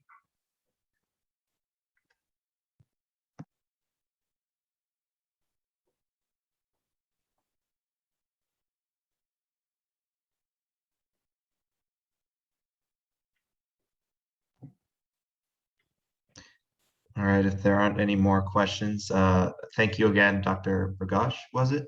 Yep, that's exactly right. Yep. All right, thank you so much again for coming in and speaking. We'll be moving on to our next and last speaker, Dr. Anka van Vujanovic, who is not it's here. A tough last name. Yeah, and representing her is Antoine Lebeau. Did I say that? That was actually almost spot on. So yes, Antoine Lebeau, and I'm here on behalf of Dr. Anka Vujanovic. Right, appreciate. All right. Well, thank you to the organizers for getting this together. I think this is fantastic. I'm happy to be here. I know I'm the one thing standing between you and Labor Day weekend, so I will make sure that this is succinct and hits all of the points that you need to hear if you're interested in majoring or completing graduate school in psychology. So for psychology programs, there's a lot of areas you can go in. It is not a clear-cut A to B path. There's a lot of different things you can do within psychology. A couple things to consider are your interest in basic or applied research. So basic research being running experiments, kind of what you maybe think of when you think of psychology. Running people through unique paradigms. Maybe you're deceiving them. Maybe they're in social settings and it's an observational study. Those are all basic research focuses, or you're interested in applied research. So tailoring specific interventions and treatment modalities for specific populations, testing one treatment versus another treatment. Those are all things that are within applied focus. So thinking about what you want to do within psychology helps refine that interest and kind of refine the path that you need to go down. In line with that, there's career goals in psychology. What you want to do with it. So where are you going to be in 10 years? Actually, I just realized I did not formally introduce myself.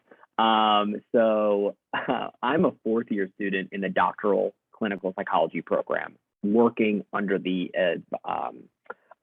in the Trauma and Stress Studies Center lab, directed by Dr. Bjanovich. So because I'm a fourth year student, I've been in this field for a good amount of time, but I've also been through this application process as well. So I certainly have a good amount of experience to share what it's like to apply, to figure out what you want to do, but also what it looks like once you actually get to graduate school.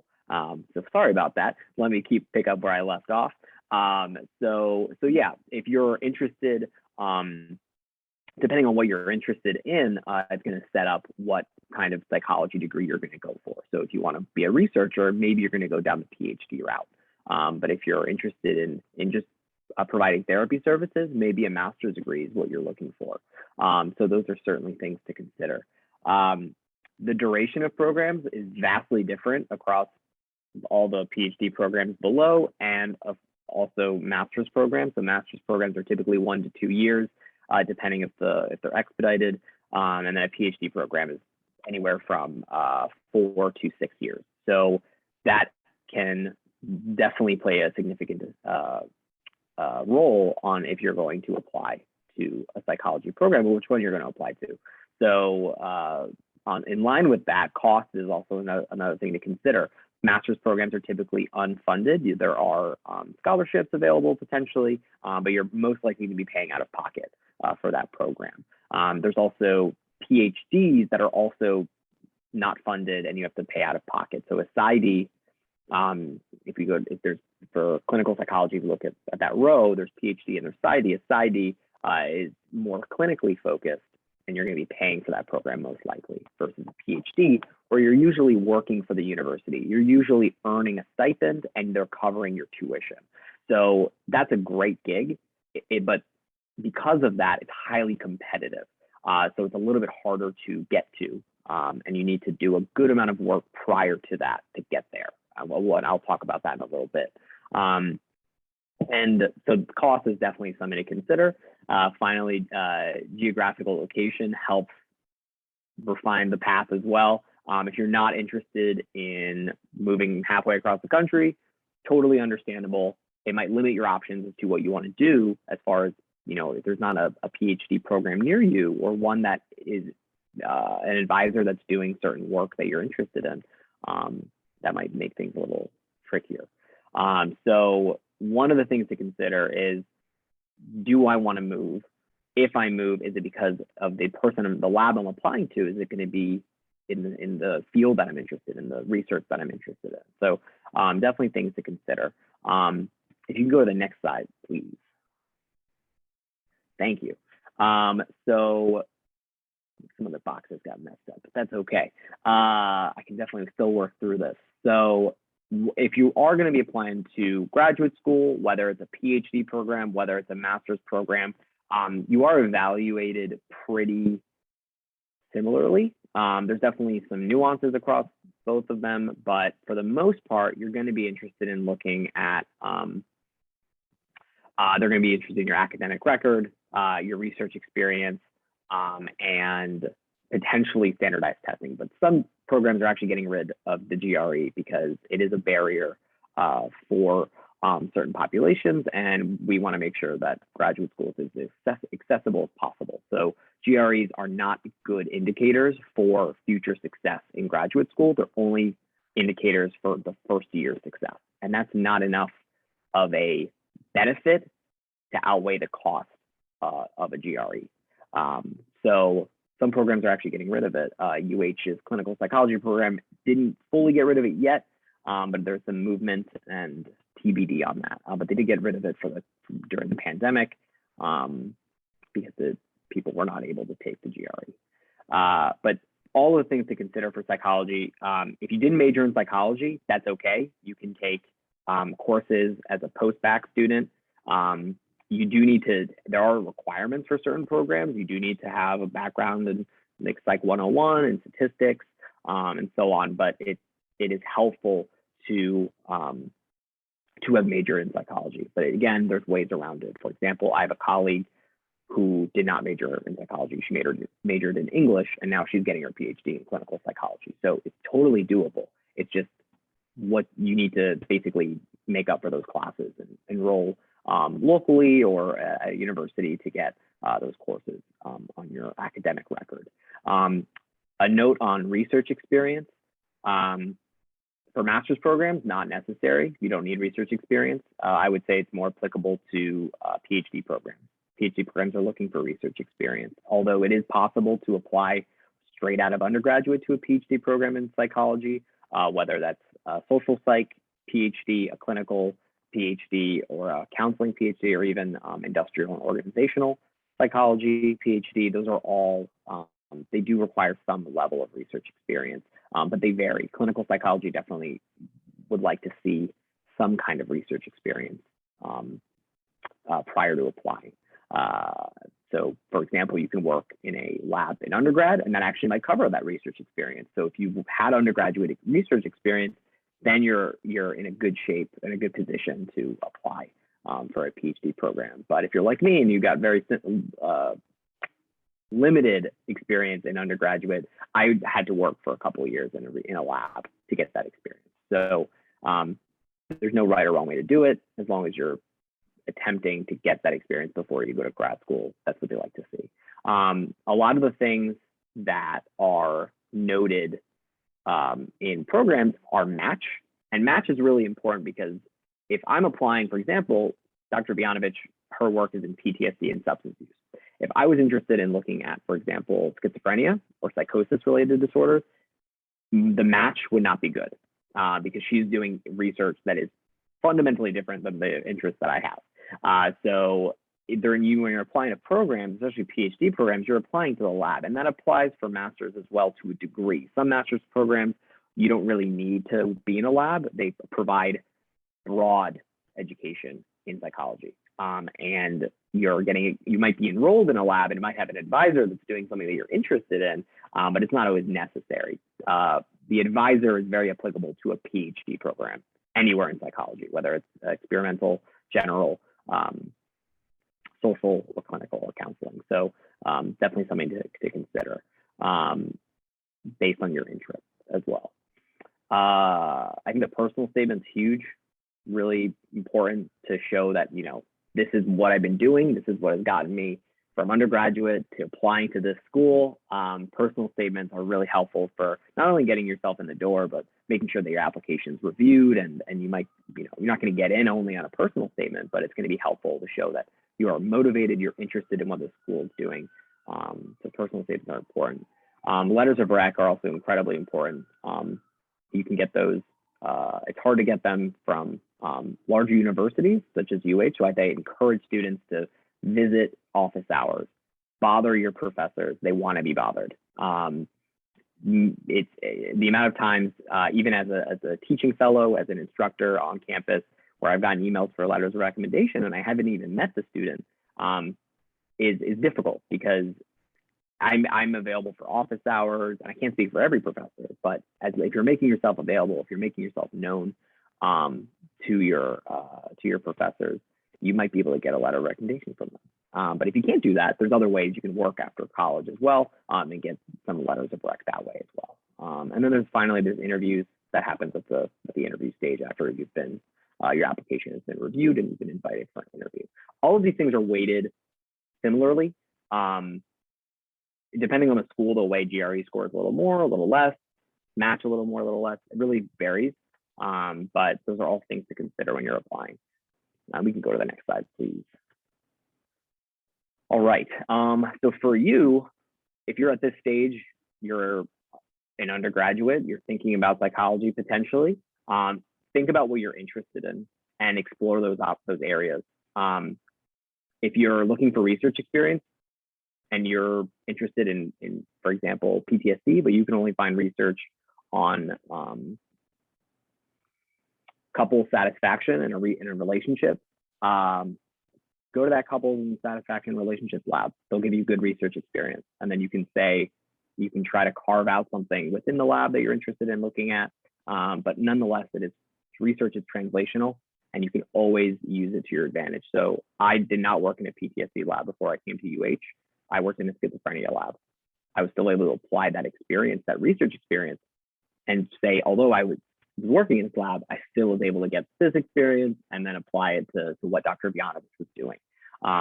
So you do not need to be working in a lab that does exactly what you want to do in psychology. If anything, it helps refine your interest. It helps refine what you're interested in. It tells you what you don't like and maybe what you do like. And those experiences are fundamental to getting to figuring out what you want to do in psychology.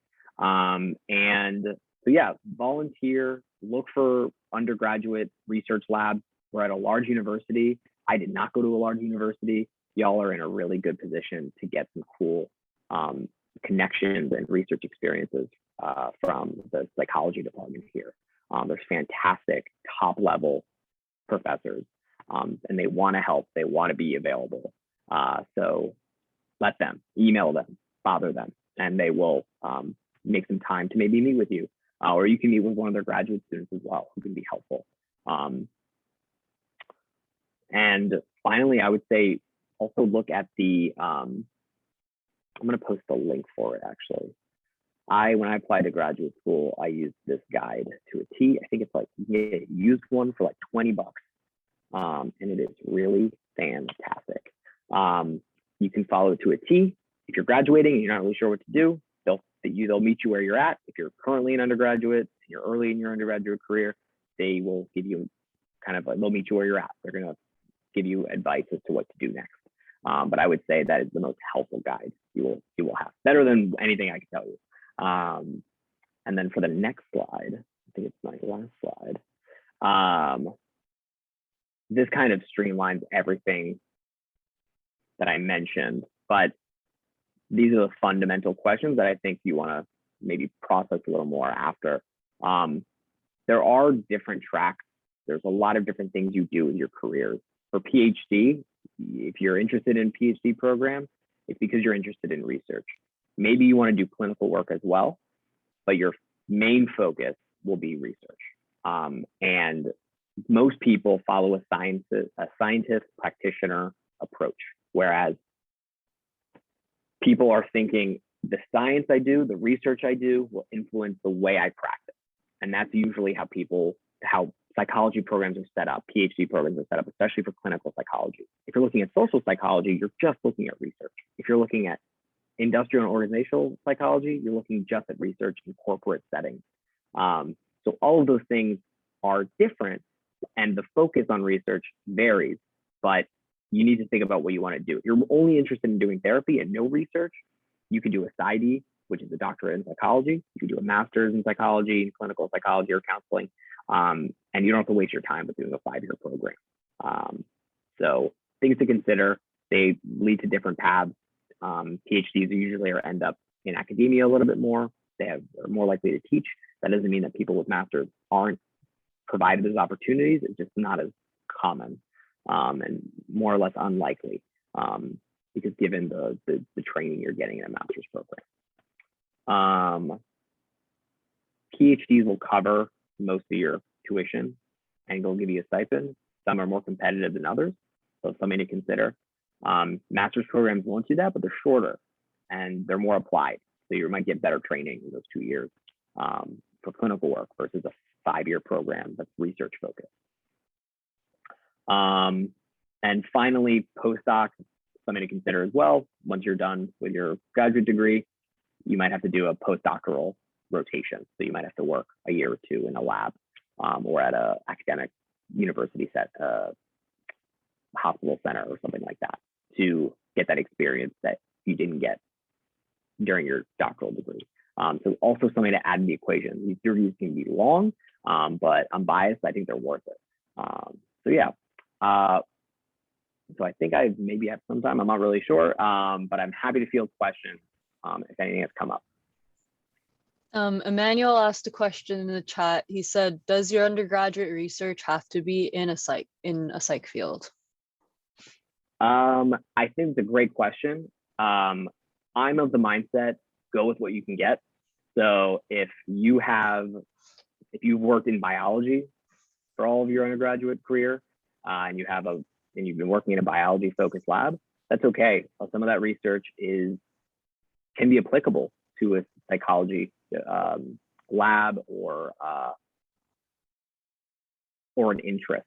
What I will say is that even though you have biology background or whatever research you're doing at UH, I would argue that it's important to highlight the things that you're doing in that lab that are translational, that you can apply to what you're doing in psychology or you want to do in psychology. And if you feel like it's too much of a stretch, then I would recommend maybe finding research experience within psychology. But you can certainly pivot and highlight the things that you're doing that you know apply to psychology, even though you did biology or chemistry or whatever it may be. Are there any other questions for Antoine?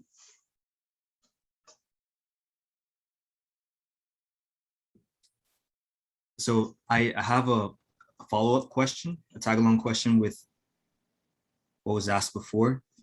So you mentioned that if the research that one is doing is can be considered a little bit of a stretch, then that person should look for more research that is more geared towards psychology. So how can one accurately assess what a stretch would be? It's a great question. I would leave it up. It's quite subjective. I think what you're going to end up doing is that if the lab you're working in, the research you're doing, when you're thinking about, well, how would this actually apply to psychology? If you find yourself just spinning your wheels and not getting from point A to point B, that I would think that's indicative of a stretch. But for the most part, if you're doing basic research, that is already helpful. If you know how to collect data, if you know how to manage statistical softwares or use Excel, for example, for data management, that's already a skill that's helpful. At a minimum, it will get you your foot in the door for a psychology-related research job. And that might be something that would kind of move you one step forward. To give an example, when I was in undergrad, I worked in a social psychology lab, which is in psychology, but I only worked in it with a year, and it wasn't clinically focused. I didn't work with any populations that had psychopathology or any kind of mental health issues. I had to start working after I graduated in more clinically oriented work because I knew that wasn't enough for me to apply to a clinical psychology program. I needed some kind of clinical work. And I really applied to anything that was related to it. So I would say it really depends on the work you're doing, but at a minimum, it helps get your foot in the door to another opportunity that might be closer to psychology.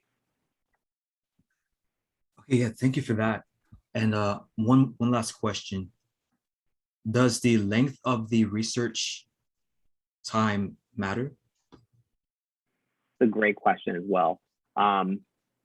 It is highly dependent on a couple factors. One, if you didn't major in psychology, more research is helpful. It helps make up for maybe that time. You also would need to enroll in certain courses as well to get some requirements that some programs might be looking for. I've known people that have worked 5 years in psychology research after undergraduate. I've known people that went straight from undergraduate to PhD programs or master's programs.